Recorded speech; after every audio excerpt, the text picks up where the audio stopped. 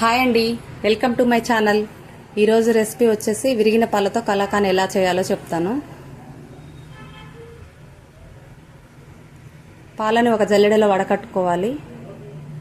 ఒక గిన్నెలో వేసేసుకొని దగ్గరకు అయ్యేంత వరకు ఉడికించుకోవాలి. నీళ్ళన్నీ పోయేంత వరకు ఉడకాలండి. మధ్య మధ్యలో కలుపుతూ ఉండాలి. నీళ్ళు మొత్తం కొంచెం దగ్గర పడిన తర్వాత బెల్లం వేసుకోవాలి. అందులో 1 లీటర్ పాలకి 100 గ్రాముల బెల్లం సరిపోతుంది. బెల్లం కరిగేంత వరకు తిప్పుతూ ఉండాలి. కలుపుతూనే మధ్య మధ్యలో కలుపుతూ ఉండాలి. బెల్లం అంతా కరిగి దగ్గర పడాలండి. అది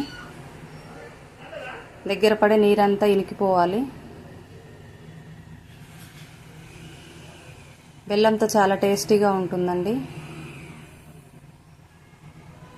పప్పు గుత్తితో కానీ ఇట్లా పప్పు ఎనిపేదాంతో కానీ మొత్తం మెత్తగా ఎనుపుకోవాలి. దాన్ని